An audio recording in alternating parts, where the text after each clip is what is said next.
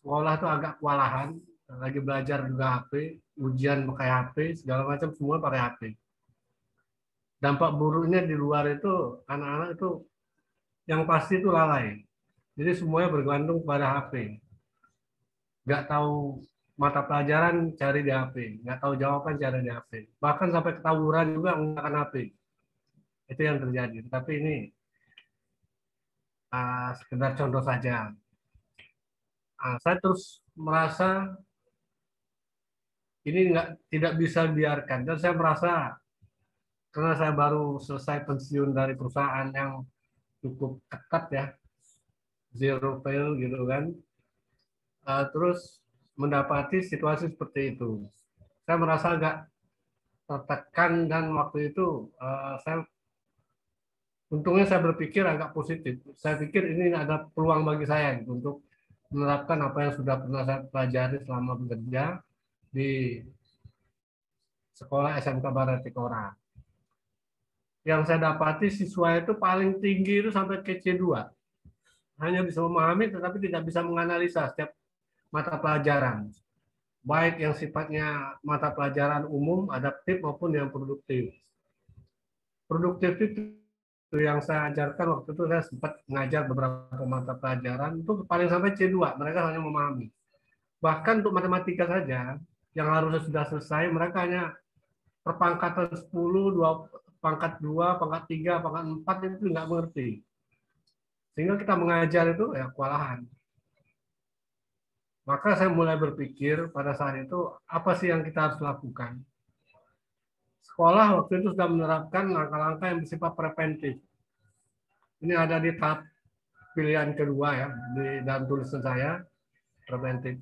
Saya yang lakukan pada saat itu adalah saya minta izin kepada wali waka kesiswaan dan Kapsek bahwa kita memanusiakan dulu manusianya. Kita mengajar siswanya tidak boleh ada rasa jengah, takut, marah pada guru. Tidak boleh ada rasa guru dengan murid harus menjadi partner. Maka saya minta izin untuk melakukan hal yang persuasif. Yang pertama itu nggak boleh lagi membawa kayu ke dalam kelas. Ya. Itu pertama. Kemudian tidak boleh yang namanya menyita HP, di mana guru sendiri dilihat oleh siswa sering main HP, baik di dalam kelas maupun di tempat lain. Nah, maka saya lakukan menghidupkan jiwa istilahnya, Bu. Jadi kita bagaimana siswa ini kita jadikan teman. Kita sering setiap waktu itu saya sempat jadi apa namanya piket, guru piket dulu pada saat awal-awal bulan-bulan awal itu saya jadi guru piket. Saya minta izin setiap guru yang telat saya akan masuk ke dalam kelas. Saya masuk ke dalam kelas hanya bercerita saja dan mengangkat mereka bahwa mereka ini punya peluang yang besar untuk menjadi maju, untuk berubah menjadi lebih baik. Saya nggak kenal dengan anak-anak, saya tidak kenal orang tua, dan saya tidak mengenal lingkungan kalian, tetapi yang saya tahu kalian berada di lingkungan sekolah. Ini tempat yang paling tepat untuk kalian untuk mengubah diri kalian menjadi lebih baik. Untuk diri kalian mencapai apa yang kalian inginkan. Yang namanya sukses, saya sampaikan kepada siswa, sukses itu bukannya orang kaya, bukan orang punya jabatan, bukan orang yang punya sahabat banyak, tetapi orang yang gagal, jatuh, kemudian bisa bangun lagi, dan berlari kencang pada lintasan yang dia yakini. Lintasan apa cita-citanya, itu yang dia jalani. Kalian harus punya keyakinan, dan harus punya spirit untuk maju. Itu yang saya setiap selama 3 bulan itu memang belum kelihatan hasil. Tapi setelah 1 tahun kita tidak perlu lagi siswa itu kita harus bentak, gitu, harus dipukul apalagi dipukul tidak perlu lagi. Kemudian siswa juga mulai berani terbuka dengan kita. Saya sangat beruntung Bu, siswa-siswa itu bahkan sering sekali saya dinasihati oleh siswa. Itu saya terima saja. Yang dia menasihat saya, Bapak jangan keras, kami sudah sering Pak, kalau yang keras di rumah kami udah dipukulin, di jalan kami sudah tawuran, jadi kalau keras itu nggak berarti apa-apa, nggak ada rasanya bagi kami. Saya tanya, itu sebaiknya bagaimana? Kami ini orangnya kosong Pak, apa aja yang diisi akan kami terima. Tetapi kalau kekerasan yang ditawarkan kepada kami akan mencontoh.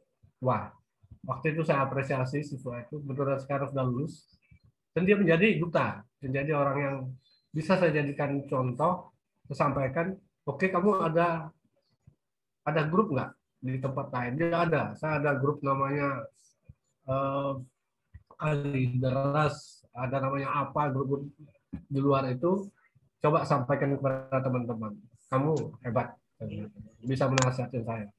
Nah itu lama seperti itu 3 bulan, 6 bulan itu kelihatan ada hasil. Bahkan sekarang ini saya kebetulan di teknik audio video itu laki-laki semua dan orangnya liar keras, gitu kan.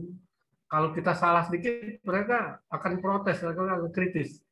Nah sifat kritis ini saya manfaatkan. Berarti mereka ada keinginan hal yang baik. Nah itu betul-betul saya optimalkan. Saya sampaikan bahwa kalian sangat baik, kalian mengerti apa yang baik. Ini. Nah, mereka jadi ada kegiatan aktivitas di sekolah, kita buka kegiatan ekstrakurikuler, ada yang pencak silat, ada yang mau basket, bahkan kalau mau praktek tambahan silakan, alat kita buka terus. Untuk TAP saja, ini kalau soal kehadiran mereka sudah hampir setiap hari 100%. Kalau sebelumnya itu hadir 50% aja sekolah udah untung. Apalagi ngerjakan soal pada saat tatap muka. Apalagi daring. Sekarang ini 50% aja sudah untung kalau yang mereka mengerjakan tugas. Tetapi tugas 2 orang. Dan itu kita langsung telepon kepada orang tuanya sebagai tindakan agar orang tua itu ikut serta, ikut merasakan kesulitan anak-anaknya dan ikut berpartisipasi untuk mencarikan solusi kepada orang tuanya. Kedekatan anak kepada ibu itu adalah bagian yang penting karena ibu itu lembut, lambang daripada kasih sayang dan cinta. Maka itu saya optimalkan kepada anak-anak. Kemudian setelah persuasif seperti ayah seperti apa di rumah ya, anak-anak selama PJJ ini saya minta membantu ibunya. Saya minta satu aja perbuatan mereka yang membuat ibu mereka tertawa. Satu aja yang kecil, yang mudah, ya tapi ibu kalian tertawa. Kemudian kebetulan itu saya punya grup di luar sepengetahuan siswanya. Jadi kita ada grup pakai chatting, apa kesulitan, apa kegiatan siswanya. Saya tidak ingin mencampuri orang tua, tetapi saya ingin tahu saja apakah orang tua ikut campur di dalam membina, membimbing anak-anaknya. Silakan cara seperti apa yang dilakukan oleh orang tua itu adalah bagian yang sangat privasi bagi orang tua. Tetapi yang penting saya tahu bahwa ada peran serta orang tua. Nah ini kedekatan anak kepada kedua orang tua.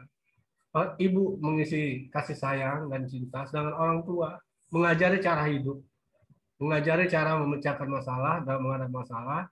Misalnya ada sepatu robek, ada atap bocor, dan lain-lain, WC misalnya kotor. Itu saya ajarkan, saya ingin tahu saja kepada orang tua.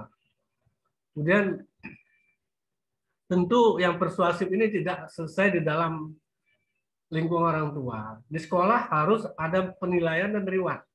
Nah ini tahap 2. Di sekolah kita memberikan siswa yang kita anggap bisa jadikan duta, itu kita jadikan mereka sebagai duta dan kita berikan tugas-tugas tanggung jawab. Misalnya di OSIS atau mereka sebagai apa saja bendahara atau ketua kelas atau wakil ketua kelas, kita manfaatkan. Di setiap kelas waktu itu saya bentuk satu duta sehingga mereka ini akan mengajarkan dan bahkan kalau ada siswa yang tidak baik dia berani jangan begitu. Nah ini sangat baik. Jadi yang peran-peran siswa ini kalau ada yang nakal, siswa sendiri yang akan menegur. Dulu ada siswa yang gurunya mengajar pada saat awal itu berani tidur di atas meja. Padahal ada gurunya perempuan. Waktu itu saya marah, kemudian mejanya saya balikkan, kemudian biar dia jatuh dari meja, kemudian saya panggil. Dan saya tidak pernah menghukum siswa di depan siswa yang lain. Kita panggil sendiri, ya. Kita buat perjanjian berdua, empat mata. Tapi betul-betul saya terapkan, sehingga kadang-kadang siswa lain, Pak kenapa ini nggak sekolah? Wah, mungkin dia sakit. Padahal dia saya skorsing. sampai kita skorsing untuk langkah-langkah yang ketiga itu saya anggap korektif. Yang kedua ini preventif, kemudian kita berikan dengan menyita HP-nya, sedangkan korektif kita lakukan skorsing. Nah ini yang saya pikirkan langkah kedua, ada persuasif, ada preventif, dan ada korektif. Kemudian kekurangan dan kelebihan daripada ketiga cara itu. Kalau untuk persuasif, tentu kekurangannya kita memerlukan komunikasi intensif dan konsisten serta disiplin, baik orang tua maupun guru. Kita butuh waktu. Kemudian resikonya ada gradually and fail. Jadi kemungkinan sekali perkembangannya sedikit, tetapi kemudian jatuh lagi. Dia akan lebih buruk lagi atau seperti apa. Tapi kita tidak boleh berhenti. Kita harus yakin dulu bahwa ini cara yang benar. Karena yang namanya persuasif itu tidak seperti kita makan cabai langsung pedas. Dia pasti dia akan mencari keseimbangan di dalam dirinya siswa. Jadi siswa yang tadi HP dia merasa kehilangan dulu, merasa tidak tahu apa yang harus dilakukan. Kemudian dia baru tumbuh kesadaran. Kesadaran ini harus disertai oleh guru, harus terus dibimbing bahwa oke, kamu sudah baik, kamu sudah hebat dan lain-lain. Itu kita harus berhati-hati taruh risiko itu. Kemudian kelebihannya, siswa merasa diikutsertakan untuk menyelesaikan masalahnya. Karena kalau masalah dirinya, tentu yang harus disertakan adalah dirinya. Kita guru tidak bisa mengambil keputusan anak remaja tanpa melibatkan siswa langsung dihukum tanpa penjelasan. Sudah harus ada penjelasan kesalahannya apa, dan solusinya apa, dan jangka waktunya seperti apa. Dan tidak boleh kita bebani terlalu berat. Harus bertahap. Sedikit-sedikit yang penting ada perkembangan. Kelebihannya seperti itu. Kemudian orang tua menjadi ikut terlibat. Nah ini orang tua kalau sudah terlibat, ini ikatan orang tua dengan siswa ini secara biologis itu akan sangat baik, ya, sangat membantu untuk membantu perkembangan si anak. Sehingga tidak ada orang tua sesibuk apapun membiarkan anaknya sendiri di dalam menempuh cita-citanya. Belum tentu dia dalam melangkah itu sudah benar.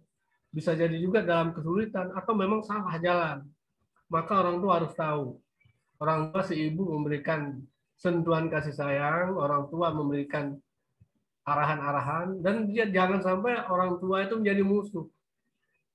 Orang tua jangan sampai dimusuhin oleh si anak. Artinya kita tidak boleh menghukum si anak dengan keras tanpa alasan, tanpa bertahap. 1, 2, 3, oke lah.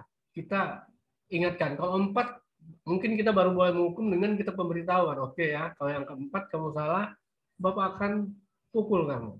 Boleh, tapi yang dilakukan. Sedapat mungkin kita hindarkan. Kita katakan akan saja. Kalau sudah terlalu ya kita boleh lakukan. Harus kita lakukan. Kalau misalnya dia langgar, anak itu kan mungkin lagi menguji orang tuanya. Lakukan tetapi pada tempat yang tidak berbahaya. Dan tidak sampai ke dalam hatinya. Kita cuma katakan, Bapak tidak dendam kepada kamu, tapi Bapak harus jalankan. Karena sudah perjanjian antara kita. Itu kita harus lakukan. Ini kelebihan dengan cara persuasif. Hasilnya itu akan permanen, insya Allah permanen. Dan kemungkinan akan lebih meningkat lagi. Kemudian siswa ini akan menjadi contoh. Saya punya contoh, tadinya siswa yang nakal, yang ingin tawuran. Kemudian dia jadi contoh. Sehingga banyak siswa jurusan lain itu yang tadinya takut berteman, jadi banyak diskusi. Mereka, siswanya sendiri, ya saya nggak tahu, saya tiba-tiba berubah. Saya nggak tahu, saya udah dewasa barangkali. Siswa dia tidak bisa menjelaskan secara jelas apa yang terjadi pada dirinya, tetapi dia berubah baik. Seperti itu. Nah, kalau yang preventif, kekurangannya siswa tidak dilibatkan. Siswa merasa dirinya itu sekedar menjadi, jangan kita anggap siswa itu menjadi subjek. Dia harus jadi objek, yang dia harus ikut peran serta di dalam menyelesaikan dirinya. Jangan sampai kita menganggap siswa itu adalah benda yang bisa kita perlakukan seenaknya kita. Nah, ini guru-guru yang masih muda, terutama ini ya, kadang-kadang kita memaksakan cara berpikir kita tanpa memahami cara berpikirnya siswa atau latar belakang daripada berpikirnya siswa dan perilaku siswa.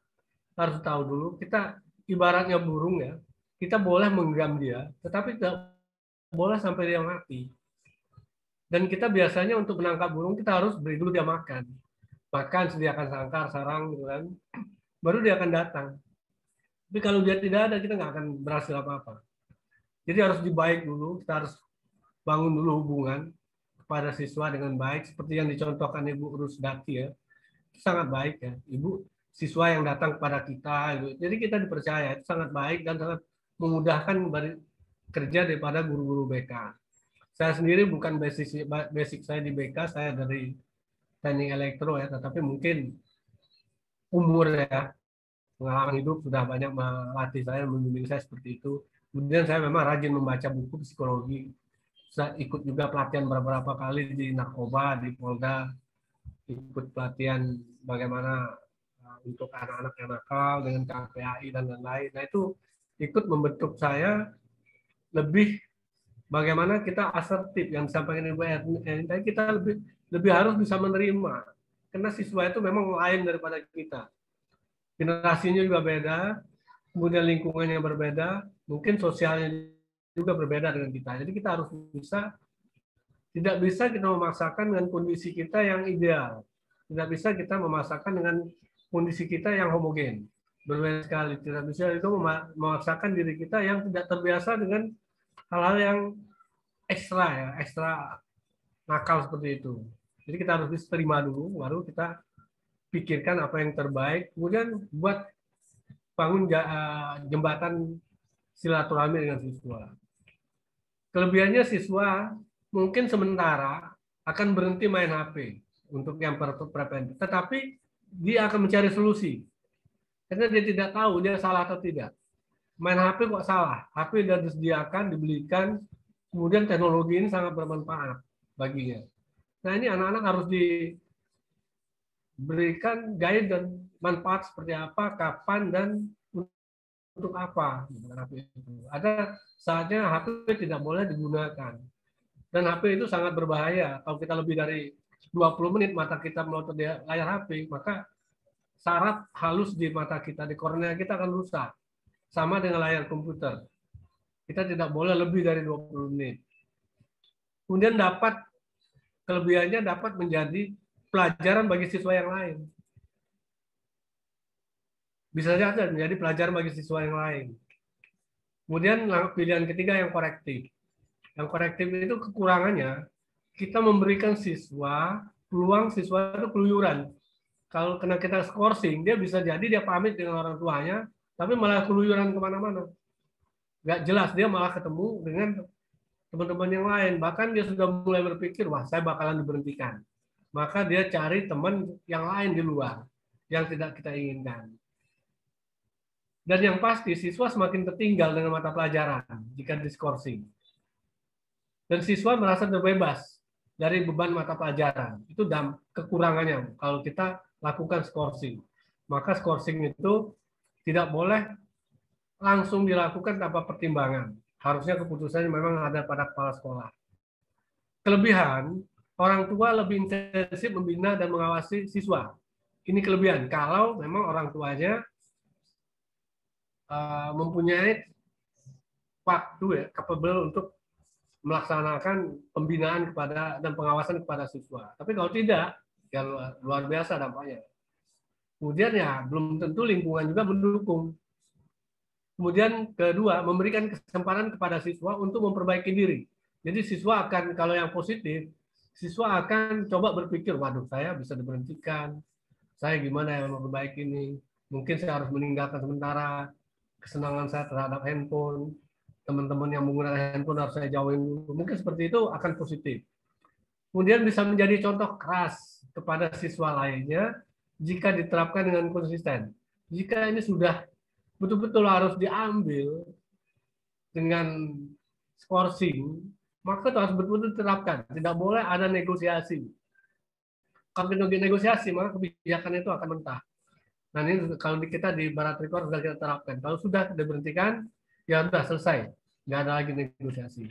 Dan langkah keempat, identifikasi pilihan mana yang terbaik untuk menyelesaikan masalah. Sebenarnya ketiga cara itu tadi itu sebenarnya baik, tetapi pada waktu yang tepat dan situasi yang betul-betul sudah mengharuskan kita untuk mengambil tindakan. Yang pertama memang harus persuasif dulu. Banyak di organisasi baik yang formal maupun informal sudah menerapkan cara-cara persuasif, preventif, dan korektif. Terutama kalau kita melihat di Polri. Polri itu dia selalu mengadakan persuasif melalui Binamas ya, Binamas di kelurahan-kelurahan itu selalu mengadakan pendekatan kepada RT RW, mencari tahu, kemudian kepada perkumpulan anak-anak, selalu selalu ada Binamas. Tentu walaupun ini misalnya itu harus kita lakukan, maka kita harus melakukan pilihan. Maka identifikasi saya persuasif adalah pilihan yang pertama, kemudian preventif itu pilihan kedua, pilihan ketiganya adalah korektif. Pilihan kedua itu boleh dilakukan jika tahapan persuasif di atas sudah dilakukan. Jadi kita jangan langsung preventif tanpa ada penjelasan dulu ya, persuasif kepada siswa, pada orang tua. Kemudian pilihan ketiga itu korektif, itu ada alternatif terakhir. Dan harus diterapkan konsisten jika menemukan siswa yang sudah kecanduan sangat parah dan tidak lagi mempunyai orientasi untuk belajar. Tidak bisa lagi diperbaiki. Mungkin ini perlu masuk misalnya ke RSOJ ya. Kalau di Jakarta ada di Grogol ya. Masuk ke RSOJ ya. Dimasukkan ke sana untuk lebih diisi kepada jiwanya. Harus seperti itu. Harus skorsing. Nah, waktu skorsing 2 minggu itu cukup untuk di RSOJ untuk menyadarkan anak. Kemudian langkah kelima, kita membuat langkah-langkah. Maka langkah persuasif ini saya jadikan pilihan pertama, karena semua unsur yang terkait dengan siswa dilibatkan. Peran serta orang tua sangatlah penting, sehingga siswa tidak dibiarkan sendiri kita menghadapi masalah. Ikatan keluarga terbangun dengan baik, siswa diajarkan cara menyelesaikan masalah dengan benar. Jadi tidak siswa pada saat usia remaja, itu dia sedang mencari eksistensi dirinya. Dia tahu dia ingin tampil, dia ingin hebat, dia ingin dianggap di lingkungannya. Tetapi mungkin dia caranya salah. Maka itu harus dijelaskan dulu bahwa dia boleh menjadi boleh tampil di lingkungan atau di mana saja, boleh dia jadi orang hebat, boleh dia menunjukkan eksistensinya, tetapi dia harus lewati dulu bertahap. Sebab kalau tidak bertahap, bisa jadi nanti walaupun bisa jadi dia sombong atau dia lalai. Lalai ini maka akan menyebabkan semua apa yang dihasilkan akan terhenti sampai di situ. Tidak akan bisa meningkat lagi lebih baik. Kemudian langkah preventif ini memang diperlukan untuk jalankan dengan tuntas. Siswa diajarkan bertanggung jawab atas segala tindakan. Namun perlu kehati-hatian agar tidak menimbulkan masalah baru. Misalnya malah orang tua dengan anak jadi berselisih, itu harus dihindarkan. Atau siswa jadi trauma ke sekolah, atau harus dihindarkan. Atau siswa mengambil jalan lain, misal tawuran di luar. Itu harus di dalam pengawasan guru BK. Diharapkan ini yang menjadi efek jerah, harus ada target kita bahwa ini menjadi efek jerah. Kalau dia tidak, itu harus kita hentikan. Berarti kita salah. Kemudian langkah korektif, langkah ini adalah langkah terakhir dan harus konsisten diterapkan untuk menyelamatkan manajemen sekolah, citra sekolah, dan citra alumni. Jangan sampai alumni jadi merasa terkotori oleh 1-2 orang siswa. Ini langkah kelima.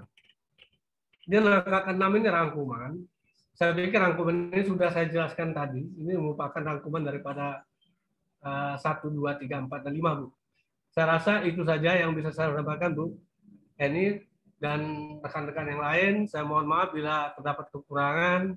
Mohon saya dikoreksi, Bu, dan teman-teman jika saya ada kesalahan. Terima kasih. Wassalamualaikum warahmatullahi wabarakatuh.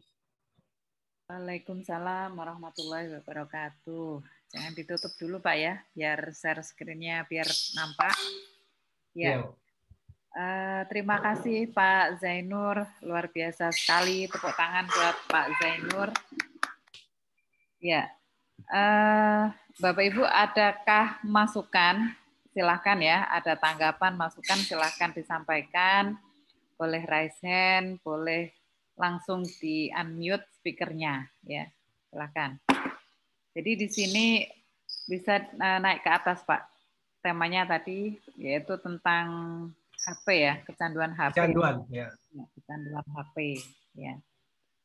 Memang HP ini Bapak Ibu ya sering terjadi kontroversi ya di sekolah ya. Kalau dulu siswa tidak boleh membawa HP ya, tapi kalau sekarang malah siswa itu diwajibkan untuk punya HP ya kan, karena dengan adanya PJJ ya makanya diharapkan siswa memiliki HP. Kalau sebelumnya kan ada beberapa sekolah yang membuat peraturan ya siswa tidak boleh membawa HP, kalaupun membawa HP harus dititipkan dan lain-lain gitu ya.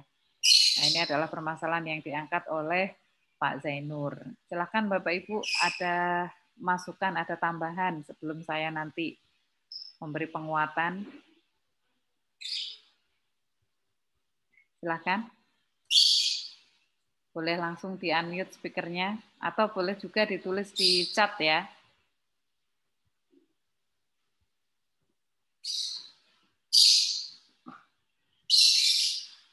Ya, ada yang ingin memberi masukan atau tambahan?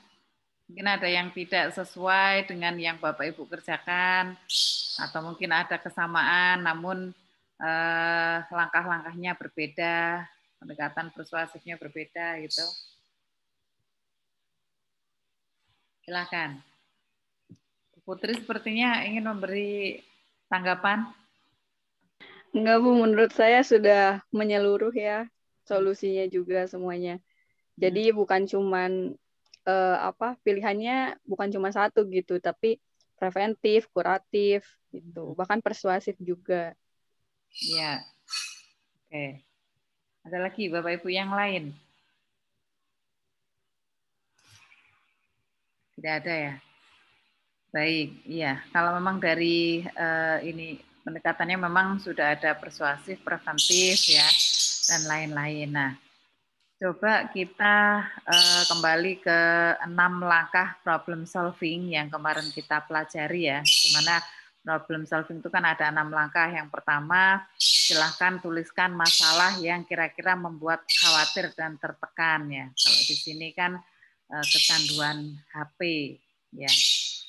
Nah, sebenarnya memang sudah bagus ini Pak Zainur ya. Cuman kalau menurut saya ini masih kurang apa ya? Kurang fokus gitu ya. Jadi ini masih ya mungkin karena Pak Zainal masih ingin menjelaskan ya pendekatan persuasif itu seperti apa dan lain-lain ya.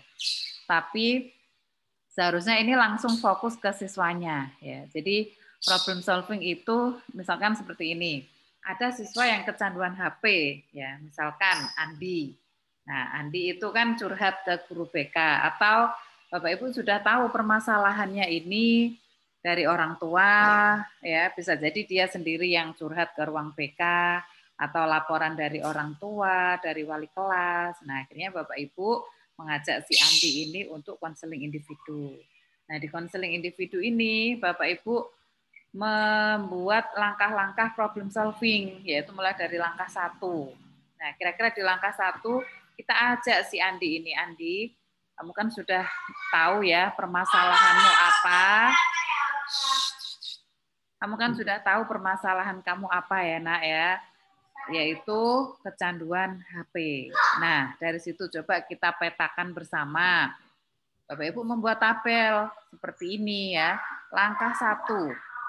Ya, kira-kira gimana Andi? Apa yang akan kamu lakukan ya? Coba tulis dulu.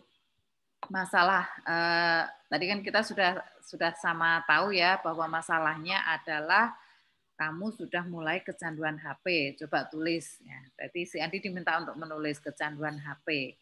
Nah, kalau Andi sudah tahu permasalahannya, sekarang langkah kedua. Coba Andi pikirkan ya. pilihannya untuk mengatasi masalah tersebut. Ya, di langkah kedua, kira-kira ya silakan Andi berpikir seluas mungkin ya dengan permasalahan tersebut. Silahkan kamu tulis ya pikiran pilihan-pilihan ya kira-kira apa yang akan kamu lakukan untuk mengatasi masalah tersebut. Boleh pikiran yang baik, boleh pula pikiran yang tidak baik. Boleh kamu tulis semuanya di situ. Kira-kira yang pertama apa sih yang akan kamu lakukan? Kita ajak dia untuk fokus ya. Itu langkah kedua.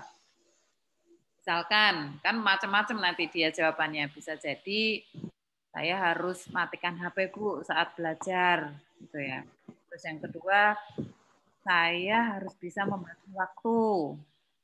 Terus apa lagi? Itu yang bagus-bagus, yang negatif-negatif tentu saja juga banyak ya. Boleh kamu tulis bebas gitu ya di langkah kedua. Nah, kalau si Andi sudah menulis langkah-langkahnya, langkah kedua, kemudian di langkah ketiga Andi berikutnya ya silakan Andi tulis ya kelebihan dan kekurangan dari setiap pilihan itu ya. Kalau tadi Andi misalkan pilihannya yang pertama kan mematikan HP saat belajar.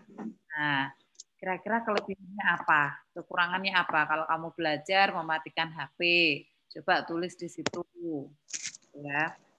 Terus pilihan berikutnya, kelebihan kekurangannya apa Andi? Silakan ditulis gitu ya. Lalu setelah dia menulis kelebihan dan kekurangan dari setiap solusi yang dia buat ya, kan dia sendiri sudah tahu ya solusinya tadi kira-kira apa. Terus ditulis kelebihan dan kekurangan dari tiap-tiap solusi.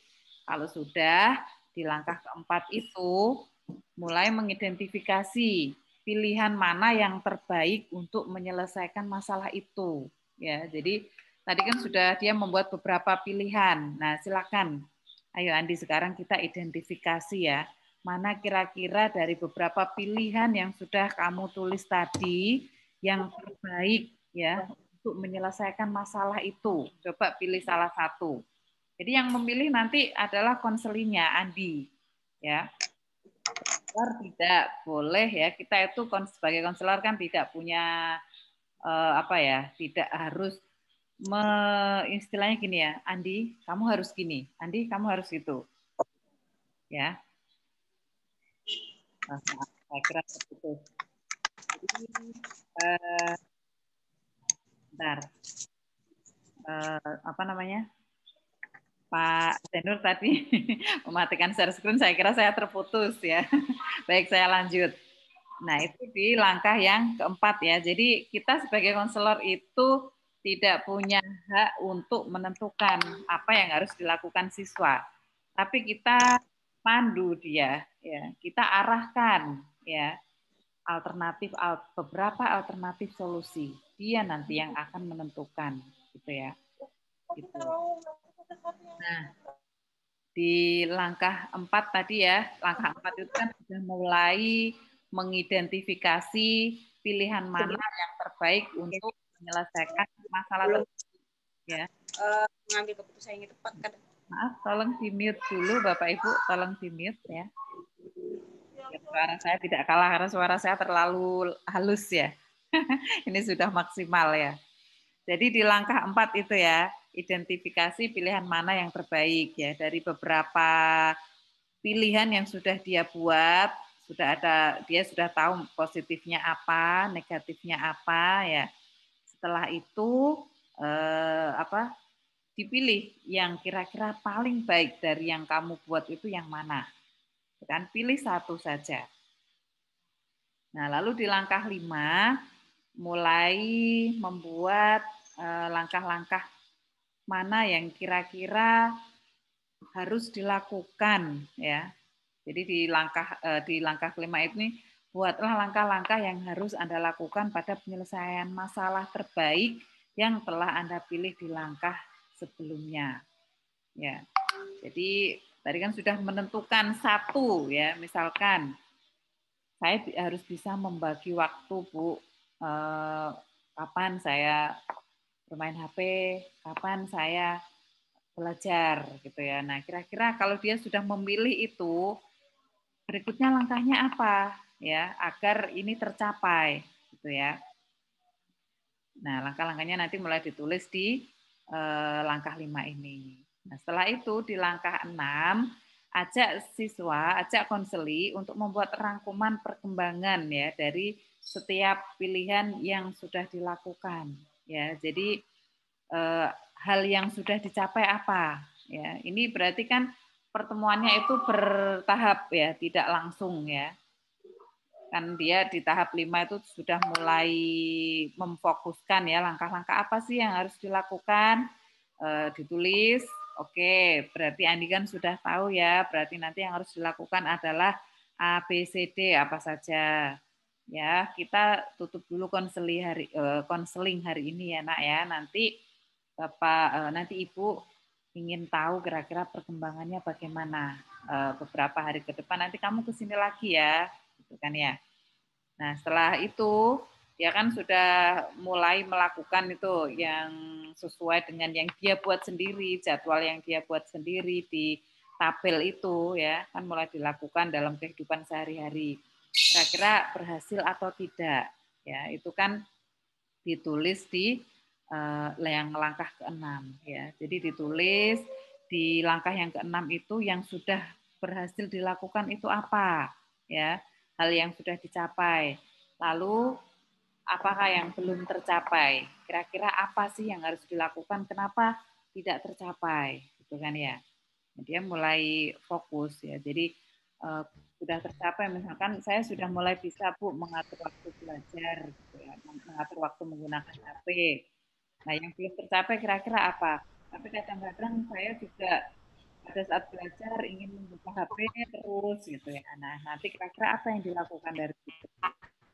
Apa yang masih harus dilakukan, gitu ya. Jadi sudah bagus sih Pak, namun masih kurang fokus ya. Sepertinya ini kan masih umum gitu. Nah, kalau bisa ini sudah langsung ke siswa ya, dalam misalkan teknik konseling individu ya, menggunakan ini siswa kita ajak untuk langsung fokus pada masalah dan kira-kira tindakannya apa seperti itu ya. Terima kasih Pak Zainur. Iya Bu, sama-sama Bu, terima kasih. Ada Terima kasih juga ini sudah dikasih arahan. iya. Memang kalau tadi saya memang masih fokus kepada guru. Iya. Kalau yang Ibu tadi udah pada kasus siswanya gitu ya Bu ya. Terima kasih Bu. Mungkin nanti kita terapkan di sekolah ya Bu ya. Oke. Yo, Assalamualaikum. Waalaikumsalam. Ya, Bapak Ibu ada yang ingin memberikan tambahan? Ya, silakan ditutup dulu Pak Zainur. Ya, kalau tidak ada, ini kan sudah, ya sepertinya pesertanya sudah banyak ya. Jadi ini sudah ada 20 dikurangi 2, 18 peserta ya. Masih 1 yang belum ikut, nggak masalah. Karena nanti jam 10.30 kita akan post test ya. Sebenarnya masih ada 1 materi yang harus kita presentasikan ya, LK6. Tapi karena 30 menit lagi kita sudah post test, maka saya ajak Bapak Ibu untuk refleksi saja dan pemantapan materi, mulai dari materi hari ke-1 sampai materi hari ke-5.